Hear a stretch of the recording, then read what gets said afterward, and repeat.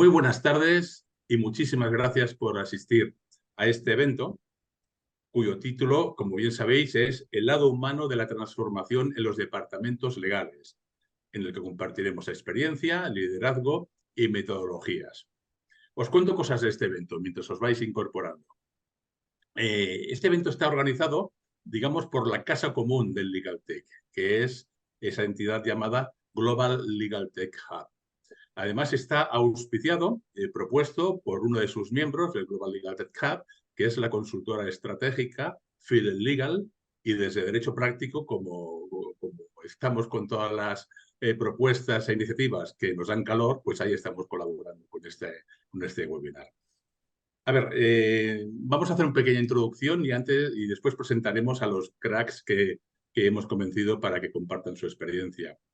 La transformación digital en las organizaciones siempre debe tener en cuenta a las personas y mucho más creemos en las asesorías jurídicas. Las personas, yo creo que ya tenemos claro que deben estar en esa ecuación de cualquier tipo de transformación. Y de hecho, si no se observa esta premisa, pues, ¿qué pasa luego? Vienen las malas experiencias, las expectativas no cumplidas y un poquito de negatividad hacia la gestión del cambio, sobre todo, ¿no? Por otro lado, si vamos a hablar de personas, no caigamos, digamos, en la tentación de entrar en los mundos de Yuppie, de lanzar un mensaje como muy teórico, etcétera, ¿no? Queremos hoy, esta tarde, analizar conceptos, analizar ideas, desde luego, pero que se apoyen en experiencias y casos reales. Eso es lo que vamos a intentar hacer y os prometemos que, aunque hablemos de personas, vamos a ser muy prácticos, porque al fin y al cabo la tecnología es el último paso de lo que es la transformación digital. A partir de la propia experiencia de estas profesionales que os vamos a presentar ahora, nos contarán un poquito cómo se ha llevado a cabo esa transformación digital en sus organizaciones. Y para ello, fijaos, tenemos tres perfiles tan buenos. Yo os aseguro que son gente que no solo saben mucho, sino que además lo cuentan muy bien. Por un lado, tenemos a la CEO de Field Legal. Ahora se me olvidó el nombre, maldita sea. Yolanda González Silva. Yolanda tiene, al menos va a emplear hoy una doble gorra. Por un lado, ella tiene mucha experiencia como abogada en house, luego nos lo contará, pero además ahora tiene la consultora estratégica Field Legal, donde pone la oreja, está en la escucha activa permanente ante profesionales de la abogacía en house. Oye, Yolanda, muchísimas gracias por acompañarnos. Muchísimas gracias a vosotros por la oportunidad. Muy bien. Luego, por otra parte, está Chelo Borràs, que es directora legal corporativa de Banesco. Chelo, pues nos comenta en permanente lucha por conseguir esa transformación digital y no solo eso, sino que, digamos, la asesoría jurídica pasa a ser un órgano más que reactivo o proactivo. Chelo, ¿es cierto eso o me lo estoy inventando? No, no te lo estás inventando, estamos aquí en modo gerundio, como yo suelo decir, nos estamos transformando. Iniciamos nuestro camino de transformación el año pasado y bueno, si tengo la oportunidad de daros algunos detalles os los daré en esta charla y efectivamente estamos en ello, estamos recorriendo el camino de la transformación precisamente ahora. Y por otro lado, nos acompaña Pablo García Montañés, que es secretario general y del Consejo de Administración en Anbank. Pablo nos dice que la suerte que tiene es que ellos ya nacieron transformados digitalmente. Pablo, eso quiere decir que hay mucha vida más allá de Mordor, que realmente se puede conseguir ese objetivo, ¿no?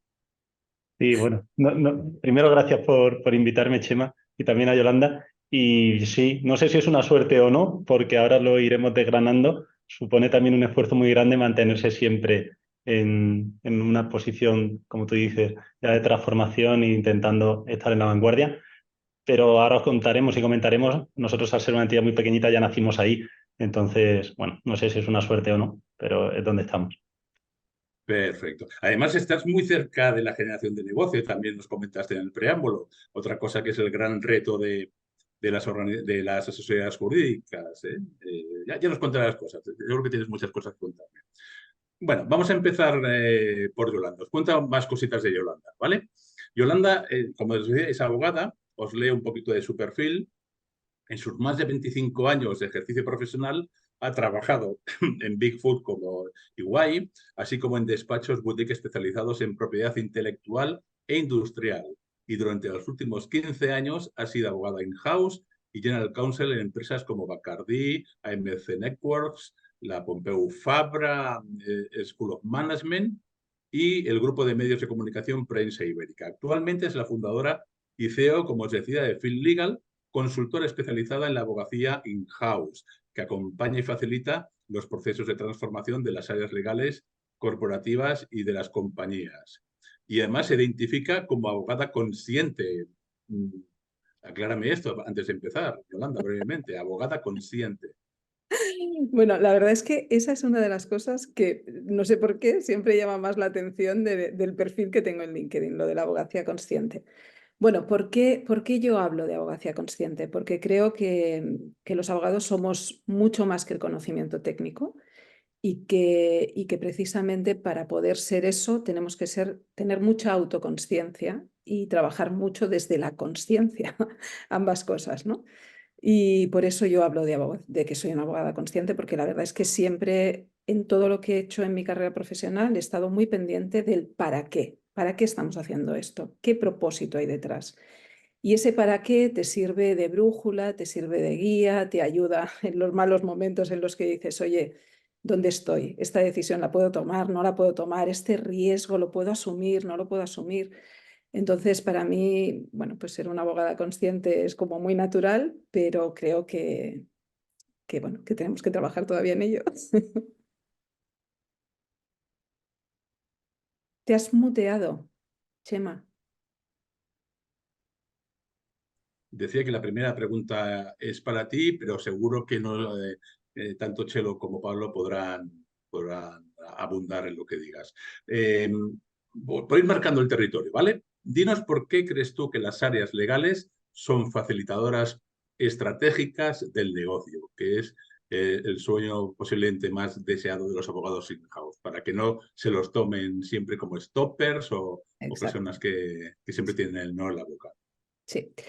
Bueno, si os fijáis, este concepto de facilitador estratégico de negocio ya es un concepto distinto del que se viene utilizando. Normalmente hablamos de ser un socio de negocio, un business partner, ¿no? Pero no un facilitador de negocio, es otro concepto. Yo por mi experiencia lo que veo es que cuando nos queda, bueno, para mí las palabras generan realidades, ¿no? Y según cómo definimos las cosas, pues eso nos lleva a un lugar o a otro distinto, ¿no? Entonces, cuando hablamos de ser un socio de negocio, hablamos de alguien que tiene una posición de alianza, pero no de pertenencia al negocio. En cambio, cuando alianza, porque estás ahí pero no formas parte de, ¿vale? En cambio, cuando tú hablas de ser un facilitador de negocio, eres alguien que forma parte de la solución. Y si formas parte de la solución, es que formas parte del negocio, ¿vale? Entonces, claro, eso es muy diferente, el punto de partida es muy diferente. Para poder conseguir eso, pues desde luego los abogados nos tenemos que apoyar en nuestro conocimiento técnico, que es nuestro, bueno, pues es el know-how que aportamos, ¿vale? Pero también en lo que muchas veces hemos hablado con Chelo, que es ese cambio de mindset. Y ese cambio de mindset, ¿por qué pasa? Pues pasa por el desarrollo de nuevas habilidades que hasta ahora, pues quizás hemos ido trabajando a lo mejor de manera parcial o ni tan solo hemos trabajado, ¿no? Estamos en un entorno constante en la empresa de cambio, pues tenemos que aprender sobre gestión del cambio, tenemos que acostumbrarnos a vivir en la incertidumbre, el no saber, que es algo que a los abogados yo creo que nos aterroriza un poco, eso de no saber, parece que siempre tenemos que saber, siempre tenemos que dar la solución. Bueno, pues el no saber, la gestión de la incertidumbre. La asunción de riesgos, otra cosa que nos cuesta horrores. Oye, negocio asume sus riesgos, pero nosotros tenemos que ponderarlos y ser capaces también de asumir no grandes riesgos, pero sí algunos riesgos.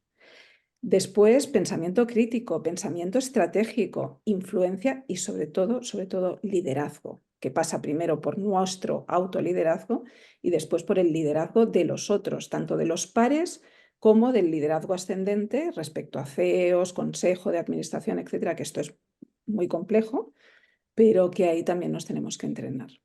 Entonces, con todo esto, pues sí que se produce esa verdadera transformación que nos convierte en facilitadores de negocio. Chelo, Pablo, empieza tú, por ejemplo. ¿Cuál es vuestra experiencia en este sentido? Bueno, nosotros como lo entendemos es que la asesoría jurídica es negocio.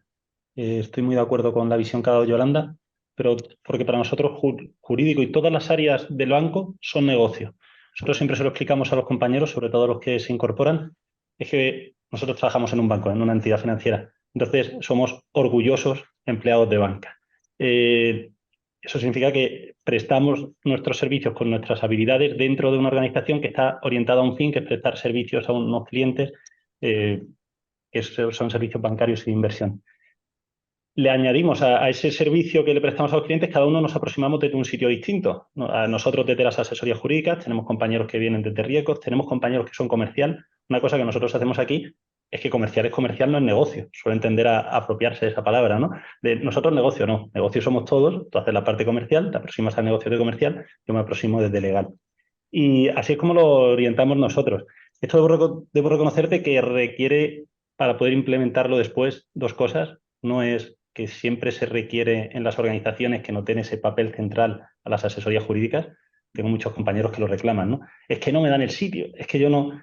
Es verdad que muchas veces eso no sucede, pero es que cuando sucede hay que llenar los zapatos, hay que cumplir con las expectativas de los compañeros. Porque si te dejan aproximarte, te dejan involucrarte a que tú seas negocio, pero después vas a tener una actitud, como bien decía Yolanda, de no gestionar riesgos, de no gestionar expectativas, de no gestionar estrategias, entonces se acaba bloqueando. Pero bueno, así nosotros lo orientamos. Para nosotros la asesoría jurídica es negocio. Chelo, ¿cómo lo ves? Sí, pues mira, vamos a ver, yo me encanta escuchar lo que está diciendo Pablo. Entonces, nosotros como estamos todavía un paso un poquito por detrás, a mí me gusta enfocarlo desde el punto de vista, y yo creo que has dado justo tú en la clave, Pablo, que los equipos legales lo que vean es que su cliente no es el cliente interno, porque todavía nosotros estamos hablando, y seguramente muchas asesorías jurídicas que nos estarán escuchando hablan así en términos internos. Mi cliente es el área de negocio, mi cliente es el área financiera, mi cliente es el CEO, por ejemplo. Nosotros queremos ir un paso más allá e incorporar en nuestra mentalidad, y ahí es donde está también el cambio de mindset que estaba comentando justo Yolanda, que el cliente sea precisamente el cliente final, el cliente bancario, ¿no? Porque en mi caso también trabajo para una organización que presta servicios financieros.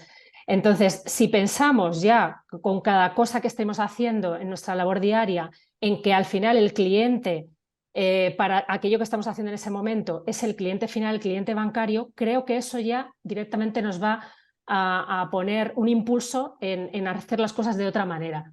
Pero claro, para eso nosotros en particular lo que estamos haciendo es escuchando mucho a otras áreas. Tenemos que salir de nuestra oficina, de nuestro despacho, mezclarnos con otros y empezar un poco a dialogar con otros para saber cómo piensan, cómo estructuran, bueno, pues cómo abordan los problemas y tratar un poco también nosotros de salir de nuestra manera de trabajar habitual para empezar a trabajar como trabajan otros. Esto puede sonar un poco extraño, ¿no? Porque si yo me formé en leyes, pues yo lo que quiero es ser abogado y aplicar la práctica del derecho. Pero es que creo que eso hay que cambiarlo. O sea, yo sinceramente creo que la manera de cambiar y de posicionarnos y ocupar ese liderazgo que estamos hablando y que lleguemos a ser asesorías jurídicas parecidas por lo menos a las de Pablo, es precisamente cambiando nosotros nuestra manera de comunicarnos y posicionándonos de otra manera diferente a como estamos acostumbrados a hacerlo. Total. Sí, sí, totalmente de acuerdo. Esto de la comunicación interna, comunicarse con otras áreas, da para otro webinar, realmente, y ahí la tecnología puede ayudar muchísimo, pero no es el día hoy, no es el día. Vamos a hablar un poquito más de Chelo y Pablo, ya que les habéis oído. Ahora veréis por qué son tan buenos. Chelo es abogada desde 1998. Ha ocupado cargos de gerencia en 2 firmas multinacionales de servicios durante 12 años, servicios jurídicos. En 2012 cambió al sector privado, incorporándose como responsable legal en España de Banesco, una marca de servicios financieros. Desde 2019 se encarga de la dirección legal corporativa de Banesco, abarcando operaciones en Estados Unidos y Latinoamérica. Adicionalmente, es vicesecretaria del Consejo de Administración de Abanca Corporación Bancaria desde 2014.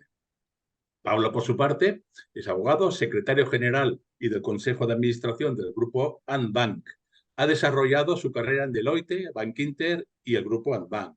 Licenciado por la Universidad de Granada y con estudios de posgrado en el Instituto de Empresa y en IES. Realmente, si los dos pertenecen al sector financiero, no lo hemos hecho expresamente, para fastidiar, ha sido por casualidad. Son muy buenos y en eso nos hemos fijado. Pablo, quiero decir, muy brevemente, nos interesa mucho tu faceta como vicepresidente de la Asociación de Secretarios Generales, que tú vas a apuntar en el título completo, que es un poquito largo.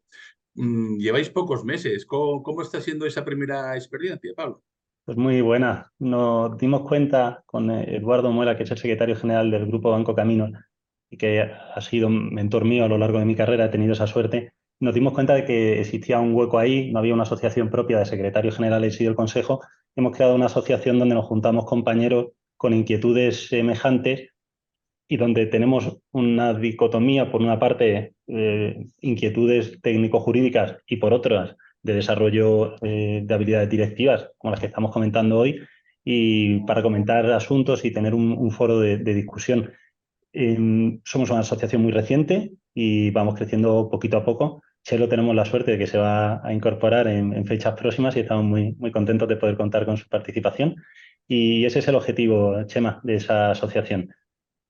Perfecto. Dejadme haceros una pregunta, Pablo y Chelo. Contadnos un poquito en qué procesos de transformación estáis inmersos actualmente o habéis estado en vuestras áreas legales. Muy brevemente también. Chelo, por ejemplo, tú. Vale, mira, nosotros empezamos, como decía al principio, con un proceso de transformación justo el año pasado, ya llevamos pues casi 2 años de andadura en esto y aquí es importante, que creo que lo decía Yolanda al principio, de ponerle, aparte del propósito, ponerle un objetivo, pero también ponerle nombres a las cosas, ¿no? Entonces, bueno, nosotros a nuestro proyecto de transformación le llamamos Optimiza Legal. Y bueno, ese proyecto de transformación empezamos el año pasado haciendo un autodiagnóstico de cómo estaban nuestras áreas legales. Claro, nosotros tenemos diferentes niveles de madurez en cada una de las áreas legales, en cada uno de los países en los que nos encontramos. Hay áreas más pequeñitas, hay otras más grandes. Y entonces dijimos, vamos a sacar una foto, una instantánea, a ver cómo estamos. Lo hicimos con entrevistas también personales, porque el cuestionario al final puede ser un poco frío. Y en todo esto también nos hicimos acompañar de una persona experta en transformación. Entonces, en este caso, bueno, pues de ahí salieron una serie de carencias o brechas que dijimos, bueno, pues hay que atajarlas. Y en este año 2023 precisamente hemos estado trabajando sobre la identificación de cuál es el departamento legal ideal para nosotros, bajo el paraguas de ese proyecto Optimiza Legal. Hemos de ahí identificado unos planes de acción para cada área legal, para cada entidad. Hemos creado unos planes diferentes, puesto que cada uno, como os digo, está en un nivel de madurez diferente. Y estamos trabajando sobre varias aristas. Nosotros, nuestro departamento lo hemos basado en 4 pilares. Hay mucho escrito sobre en qué pilares se tienen que basar las áreas legales. Nosotros hemos creado nuestro propio modelo, pero sí que hemos escuchado los modelos que hay ahí fuera, ¿no? Entonces, uno de los pilares para nosotros es fundamental, las personas. En el pilar de las personas, y puesto que al final este webinar va de eso, nos hemos centrado mucho en desarrollar una política de formación. Hemos pensado que tenemos que no solo trabajar en lo técnico, y además lo técnico es diferente en cada país, con lo cual ahí pues poca sinergia podemos llegar a hacer. Pero sí hemos pensado que hay una serie de competencias o habilidades que tenemos que desarrollar todos los abogados internamente. Habilidades de comunicación, metodologías ágiles, el design thinking, que está ahora muy de moda, y bueno, pues todo este tipo de habilidades. Vamos a estar trabajando durante el año 24, puesto que tenemos en nuestros planes estratégicos ya insertados esos planes de acción, que eso es una de las cosas importantes también que estamos haciendo, que es el legal no trabaja con sus propios objetivos y se los queda para él solo. No, eso está dentro del plan estratégico de la compañía. Entonces hemos logrado un poco hacernos ahí escuchar y tener nuestro hueco y que bueno, pues esos desarrollos personales se inserten dentro de la planificación estratégica de la compañía. También hemos logrado comunicar y permear este proyecto de transformación a través de la creación de un vídeo. Para la creación del vídeo nos hemos inspirado en otros. Esto es una cosa que quería también dejar de relieve. Es bueno escuchar lo que están haciendo otros porque es súper inspirador, de verdad. O sea, hay veces que no hay que inventar la rueda. O sea, casi todo está ya inventado. Entonces, escuchando a otros que han pasado por ese proceso, pues al final puedes captar ideas que te pueden servir también para tu propio proyecto. Y ahí hemos creado un vídeo y ese vídeo, donde hemos participado todos los equipos legales, pero lo más importante es que hemos convencido a otras áreas como experiencia cliente, súper importante. Hemos convencido al área de procesos, al área de finanzas, al área de gobierno corporativo, al de estrategia, para que participen en el vídeo, porque también previamente nos están ayudando a transformarnos. Y ese vídeo, pues, aparte de hacer que los equipos legales crean este proyecto y se impliquen en el proyecto, que esa es la primera idea fundamental de desarrollar un vídeo, es también contárselo a nuestros directivos y a nuestros accionistas, porque nosotros el proyecto lo escalamos mucho más arriba que el CEO, lo escalamos aguas arriba al accionista. Entonces es un poco resumidamente en lo que estamos ahora mismo. ¿Qué sale en el vídeo, Chelo? Que tengo mucha curiosidad. Pues mira, el vídeo hemos contado, súper interesante porque hemos contado con una agencia de comunicación, porque pensamos, si hacemos algo, vamos a hacer algo en condiciones.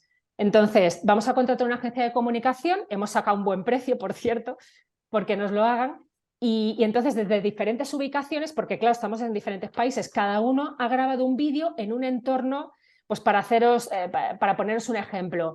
Por ejemplo, sale una compañera de Venezuela, que no sé si me estará escuchando, subiendo por las escaleras, corriendo como si fuera de hacer deporte. Eso es una manera un poco de transmitir. El abogado también estamos fuera de nuestro entorno. El compañero de República Dominicana sale, por ejemplo, bueno, pues en la calle, en un sitio muy representativo de Santo Domingo, dando su explicación. Lo que hacemos es, hemos cogido como frases clave de nuestro proceso de transformación para contárselo a nuestros directivos. En esto vamos a estar trabajando, vamos a ser facilitadores de negocio, vamos a comunicarnos mejor, vamos a medirnos. Todos estos mensajes muy breves, cada uno en un vídeo muy cortito. Y luego los equipos estos que te digo corporativos que pertenecen a otras áreas también salen en entornos diferentes. Por ejemplo, en Panamá tenemos una sala donde bueno, pues la gente se comunica de manera creativa y tal, y tienen un billar, tienen un columpio. Bueno, pues hay compañeros que salen en esa sala también contando un poco cómo están apoyando ellos desde sus áreas a las áreas legales. Esa es un poco la idea. Tiene su propia música, tiene su eslogan, vamos a hacer merchandising. O sea, yo creo que esto es una manera también de animar a la gente a un proyecto, ¿no? Ponerle un nombre y ponerle una imagen. Total. Bueno, y no solo a la gente del equipo de asesoría jurídica, sino, oye, eso es romper una barrera importantísima, que es la percepción que se tiene del área legal dentro de la organización, porque claro, normalmente no te imaginas a un abogado haciendo todo esto, ¿no? No es la imagen tópica típica que damos, ¿no? Con lo cual, es verdad que es un buen recurso no solo de pertenencia hacia el proyecto, sino de cambio de mirada del resto de la organización hacia vosotros. ¿Y tú, Pablo? Háblanos un poquito de lo que abundaba Chelo ahí. He visto mucho interés en ese vídeo. ¿Te ha inspirado alguna idea? Sí, la verdad es que sí. Creo que están haciendo cosas muy interesantes. Mirar, yo ayer os decía una cosa que, reflexionándolo, igual quedó un poco presuntuoso, que fue, nosotros hemos nacido transformados. Y no es que nosotros hayamos concluido esa transformación o que hayamos llegado a la meta, nosotros es que todos los días intentamos transformarnos y todos los días reseteamos el proceso. Intentamos reinventarnos todos los días. Nosotros que somos un banco muy pequeñito, en España tenemos 2 fichas bancarias, tenemos una ficha de banca privada y tenemos una de banca digital que se llama MyInvestor. Entonces son proyectos tan jóvenes que no los traes viciados, son equipos nuevos. Y entonces, lo que os decía antes, los hemos intentado orientar desde el principio mucho a negocio. Desde hace 2 años y medio tengo la responsabilidad porque así lo considero el director general y los accionistas, de coordinar el resto de países de nuestro grupo. Y ahí sí que estamos en un proceso de transformación, porque esa cultura, si queréis, más agile, más pegada a negocio que tenemos en España, que es nuestra actividad principal, pues lo estamos intentando llevar al resto de los otros 10 países. Y ahí es donde las ideas de Chelo son maravillosas. No, no se me hubiera ocurrido nunca hacerlo a través de un vídeo. Y también Chelo ha dicho una cosa que creo que es muy importante, que es estar receptivo a recoger ideas de otros y poder implantarlas. Creo que eso es muy, muy importante. Y aquí os voy a hacer referencia a un libro que a mí me ayuda mucho en mi desarrollo profesional, que comentábamos ayer, que se llama Aquí no hay reglas, que te cuenta la estrategia corporativa de cultura de Netflix y que yo creo que es muy interesante y os recomiendo su lectura. Y está basada en estos principios, de ser absolutamente transgresor, de intentar cosas distintas, de buscar siempre la excelencia e intentar minimizar al máximo el número de reglas y dar la máxima autonomía a la gente. Esos son los principios que nosotros estamos intentando aplicar.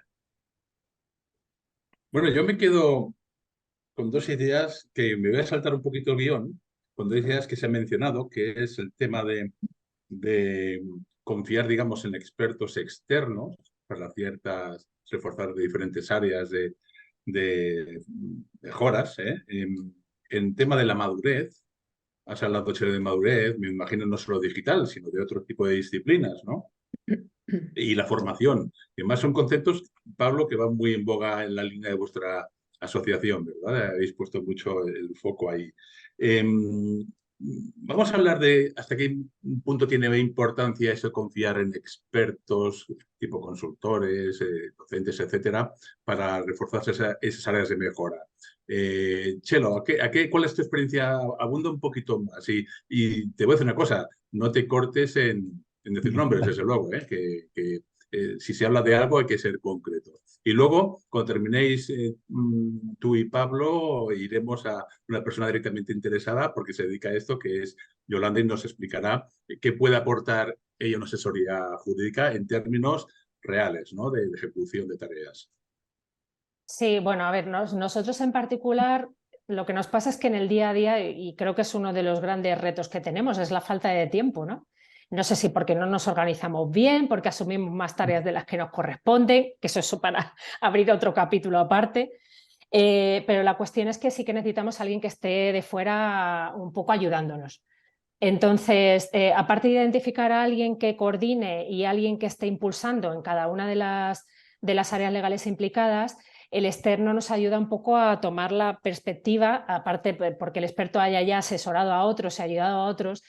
Y yo lo que confío mucho es en expertos pequeños, la verdad. A mí personalmente me gustan más, yo por no dar nombres, pero tipo boutique. Más que una gran consultora. La gran consultora seguramente tendrá mucha capacidad y podrá, bueno, proponer una serie de herramientas, más sofisticación si quieres, pero a mí personalmente me gusta más trabajar con boutique. Entonces, por ejemplo, en este caso, bueno, yo me he topado con Yolanda en el camino ya tarde, Yolanda, tú lo sabes. Nunca es tarde.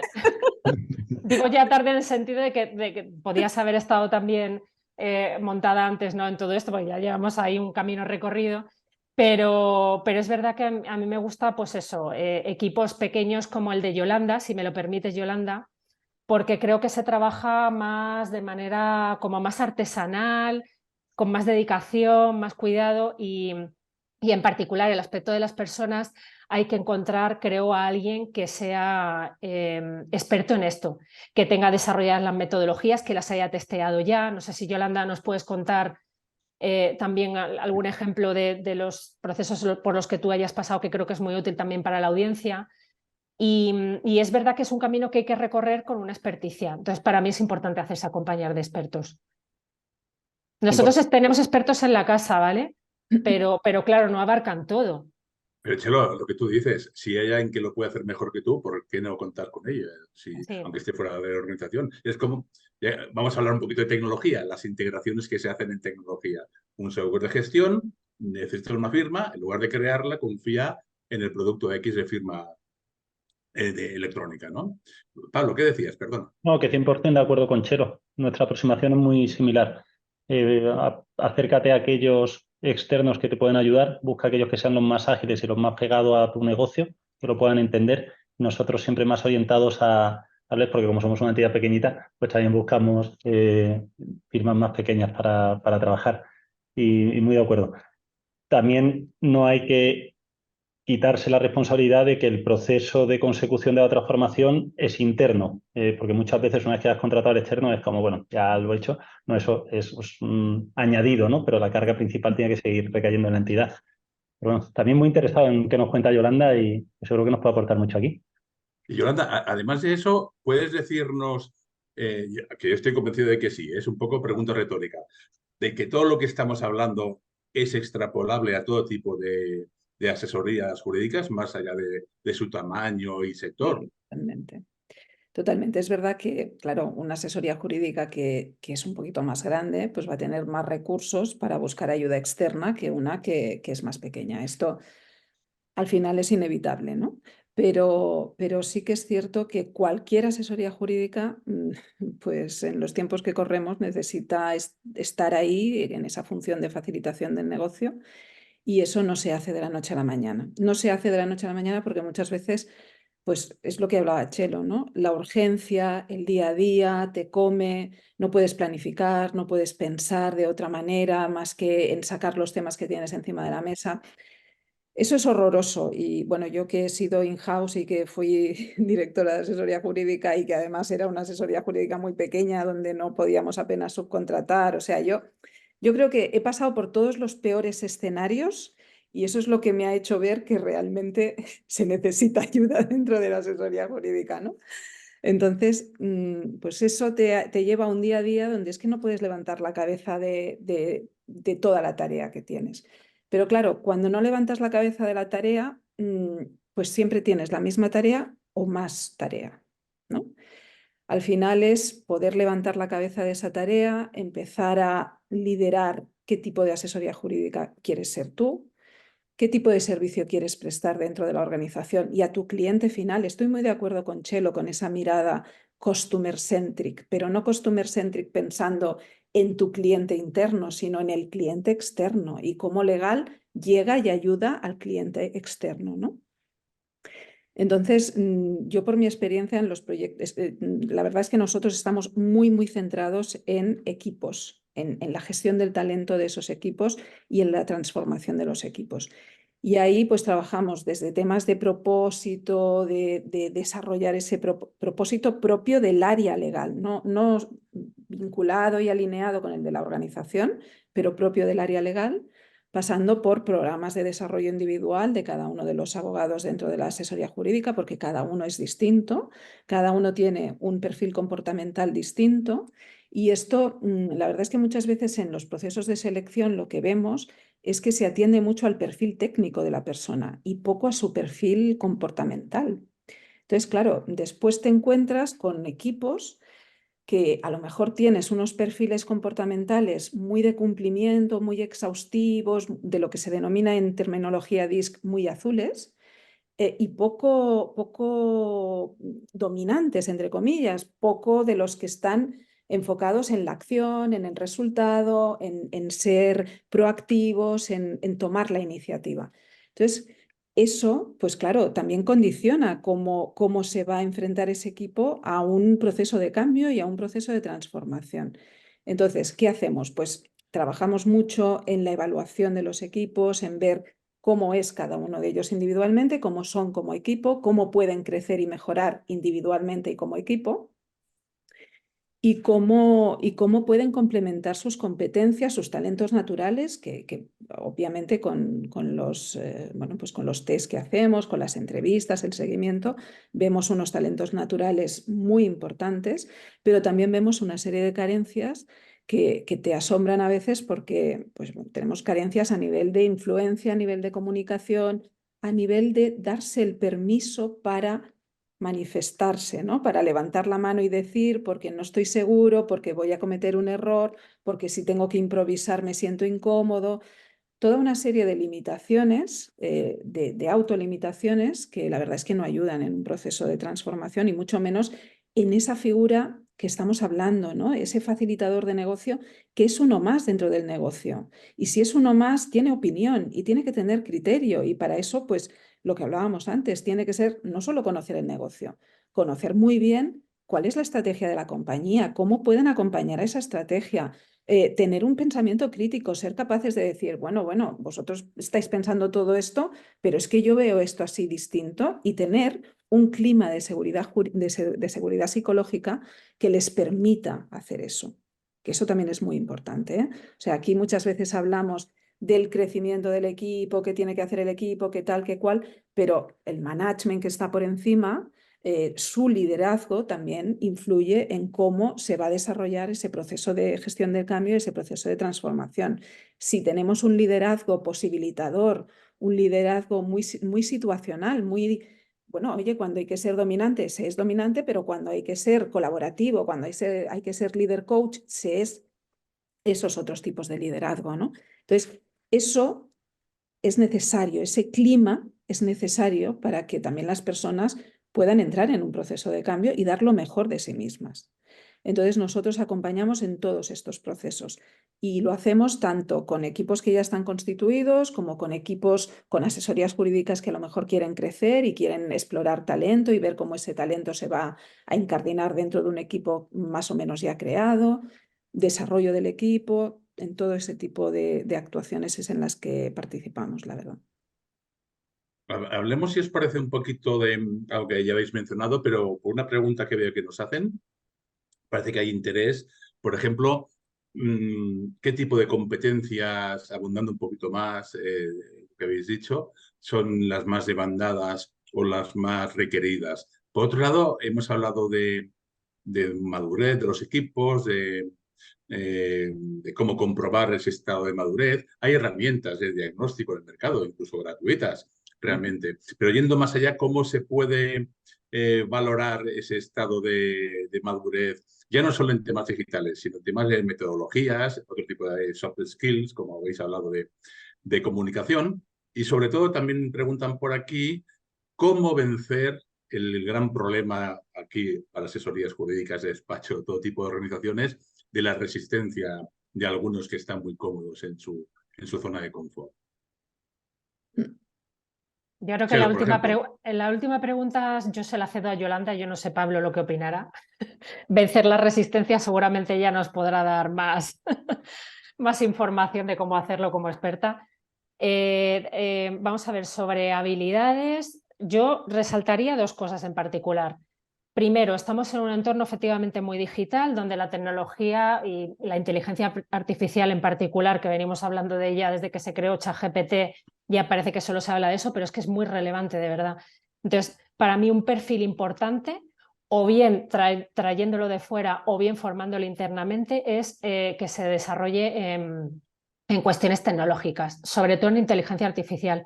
Entender bien qué tareas se pueden automatizar, y se pueden hacer de una manera, bueno, pues eso, más automática y menos manual. Entonces, yo creo que ese tipo de perfiles creo que son muy útiles. No tenemos que pensar siempre en el perfil técnico, que se sabe muy bien hacer operaciones de money, o es un perfil donde, bueno, pues sabe negociar contratos de manera extraordinaria, sino que creo que necesitamos este otro de perfil de gente que conozca un poco, entienda la tecnología, se lleve bien con la tecnología, hable más como un ingeniero, pese a que tenga formación jurídica, y que por lo tanto, bueno, pues que pueda ayudarnos en eso que ya estamos todos montados, ¿no? Y luego el otro perfil para mí importante es el de la persona que sabe trabajar con metodologías ágiles. Antes que estaba comentando el design thinking o agile o bueno, cualquiera de estas metodologías de las cuales yo sé muy poquito. Design thinking sí un poquito más porque he participado en algún taller y me estoy interesando en un poco entender cómo se aborda un proceso de resolución de problemas desde esa metodología, pero yo creo que es importante también tener a perfiles internos que sepan de esto. Y otro perfil muy interesante es un experto en operaciones legales. Es decir, el de la persona, ya tenemos de hecho un ejemplo en nuestra organización. Una de las empresas ha incorporado recientemente a una persona que se va a responsabilizar precisamente de operaciones legales. Yo he hablado con gente todavía a estas alturas de qué es esto de operaciones legales Y hay gente todavía que dice, ¿esto qué es? ¿Operaciones de compra-venta de empresas? No. No sé la audiencia si todos saben muy bien el concepto, ¿no? Pero al final es cómo gestionar un departamento legal como si fuera una empresa dentro de nuestra empresa. Entonces, apartándote un poco de lo que es la labor técnica, esa persona no puede estar haciendo contratos o redactando documentos o dando asesoramiento. Tiene que estar pensando cómo desarrollar el área, cómo prestar mejor los servicios, revisando los procesos, cuidando a la gente, ese tipo de cosas. Entonces, esos son para mí los perfiles ahora más en tendencia. Pablo, Chelo ha mencionado el desarrollo de unas determinadas competencias, también el conocimiento de una serie de metodologías. Justo es lo que precede a la implantación de tecnología.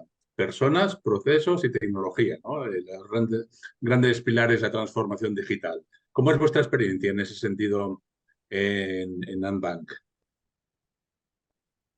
Mira, nosotros lo que más vamos buscando los compañeros, y esto va muy pegado a nuestra cultura corporativa, porque nuestra cultura corporativa tiene algunos ejes principales, que son sobre todo la ausencia de ego. Alguien que tenga ego en nuestra organización no funciona, y en una autonomía grande en los equipos. Eso te permite desarrollar talento. Si traes a alguien bueno, pero vas a estar todo el día encima suya diciéndole lo que tiene que hacer, pues no te va a soportar y se va a acabar marchando.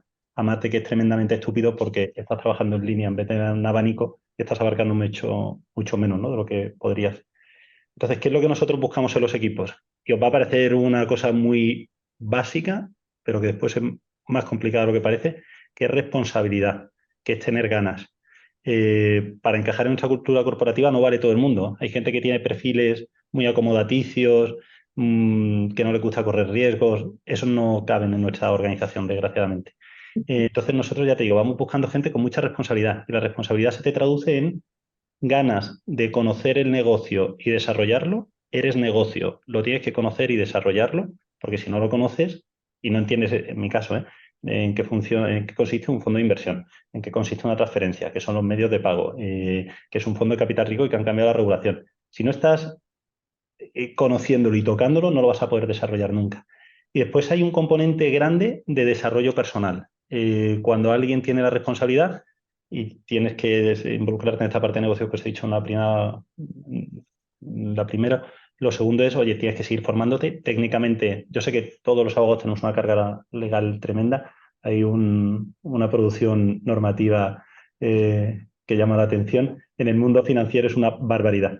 El otro día conté cuántos reguladores tenemos en el grupo y me salían más de 25 de personas que me pueden estar emitiendo normas. Entonces es una barbaridad. Y tienes que tener ganas de desarrollarte técnicamente, porque no lo he dicho, pero el conocimiento técnico se presupone, igual que el conocimiento lingüístico, pero también en otras habilidades personales y de, como estaba diciendo Chelo, en la parte de operaciones, de entender cómo funciona. Yo, por ejemplo, no contrato a ningún director que no sea capaz de entender cómo funciona un P&L, porque nosotros gestionamos con el P&L. Yo todos los días con mis equipos sacamos P&L y hablamos de él.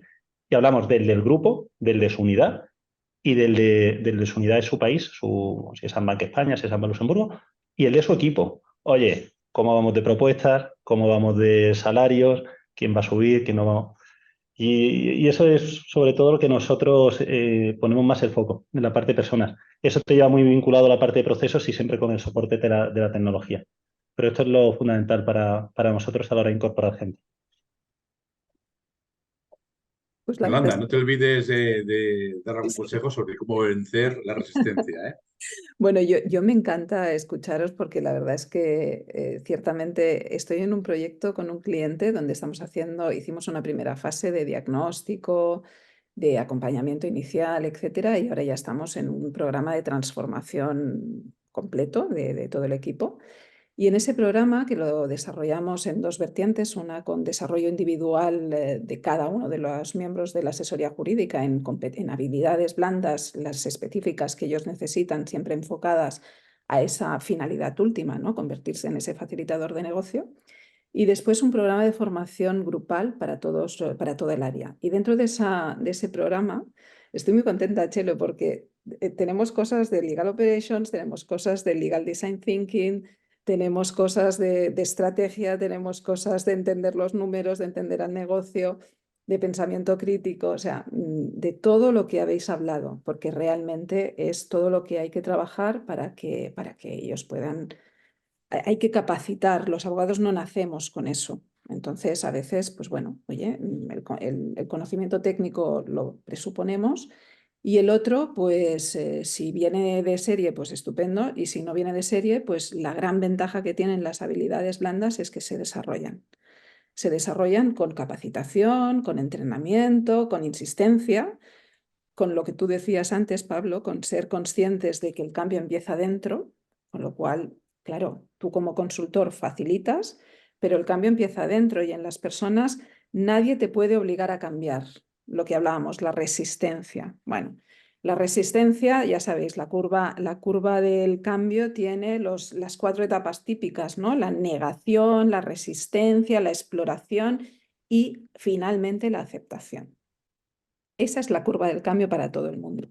Unos más patente, otros menos patente, dependiendo de cuál es tu perfil. Un perfil dominante que lo metes en un cambio que él no ha sido partícipe del cambio, no lo entiende, no entiende para qué es, ni entiende qué es lo que va a ganar, pues ese se va a poner absolutamente de culo. Y no solo se va a poner de culo él, sino que además, como tiene una capacidad de influencia, de liderazgo importante, pues lo que va a conseguir es que el resto de gente también se ponga en contra de ese cambio, ¿no?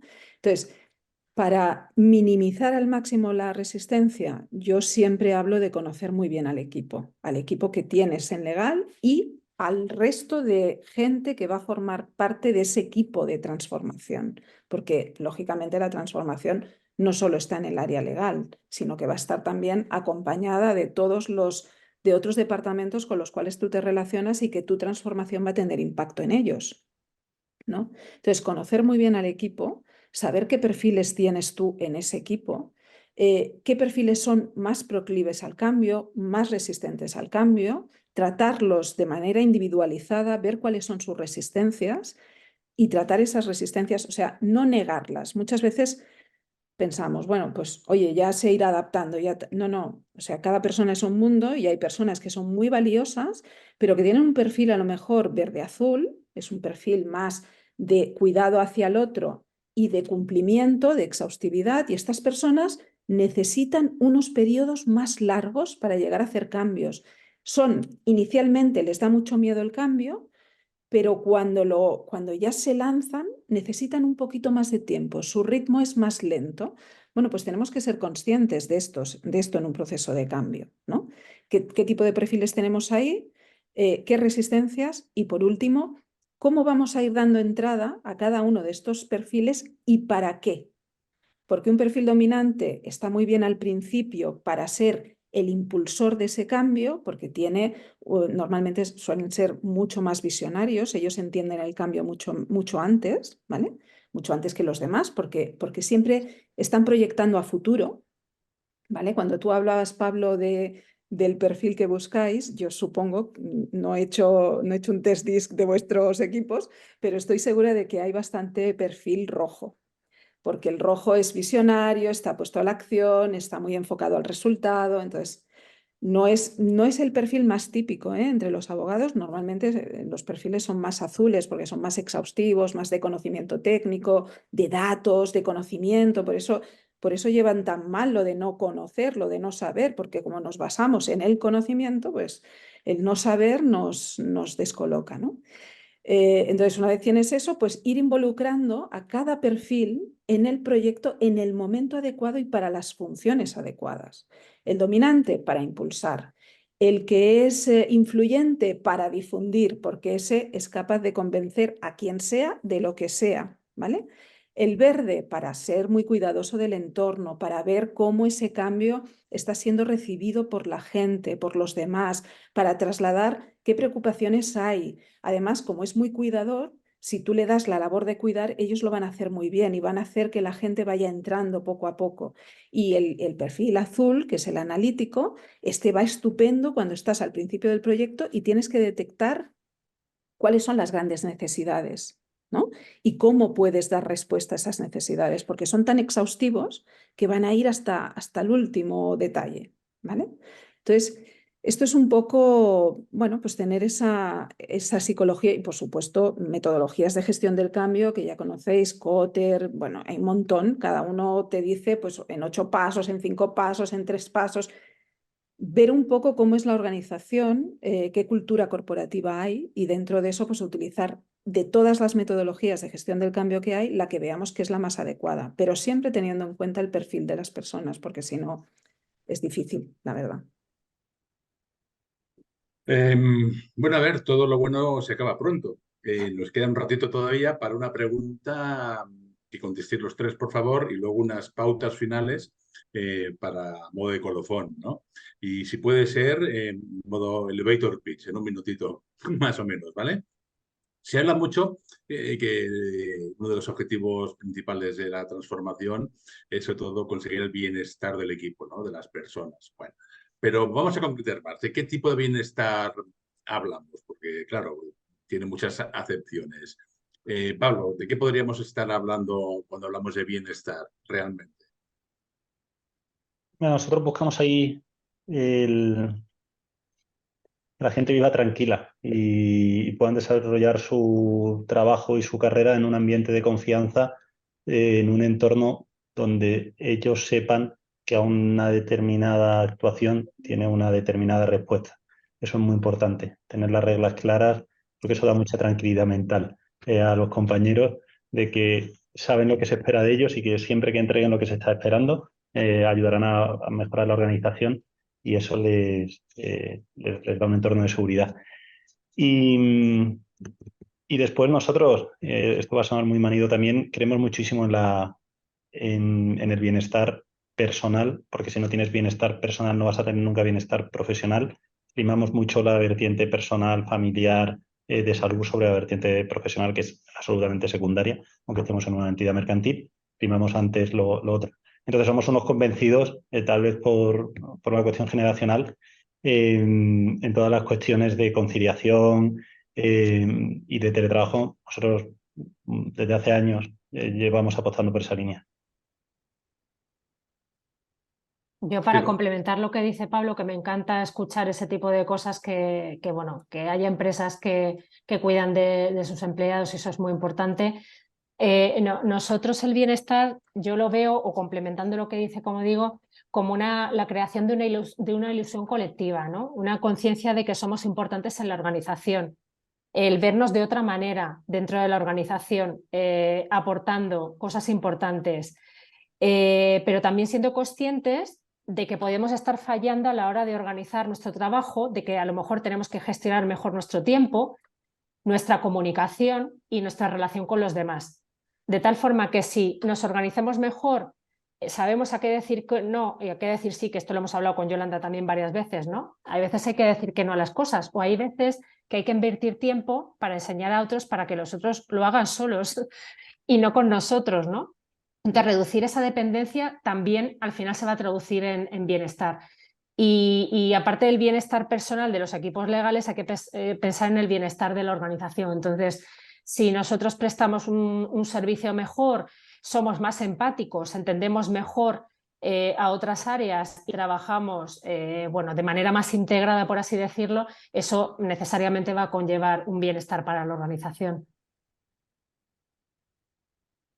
Pues sí, sí, totalmente de acuerdo con ambos, ¿eh? Y me encanta vuestra visión porque realmente yo la comparto al 100%. Solo en mi caso añadir algo que yo buscaba cuando estaba al frente de una asesoría jurídica y si puedo trabajo también con los equipos y es, yo lo voy a decir de una manera muy llana, ¿eh? Lo de sudar la camiseta. Oye, lo de lo de sentirte perteneciente, ser partícipe de eso. O sea, que tú no estás allí solo trabajando por un sueldo, no, tú estás allí porque quieres estar allí, porque te gusta esa compañía, porque te gusta el impacto que tiene en la sociedad, porque hay un propósito que va más allá y tú estás vinculado con ese propósito, ¿no? Esa sensación de pertenencia, que yo siempre he dicho lo de sudar la camiseta, yo siempre he dicho, es que yo sudo mucho la camiseta, yo, la verdad, hay sitios en los que he Muy estado. deportivo.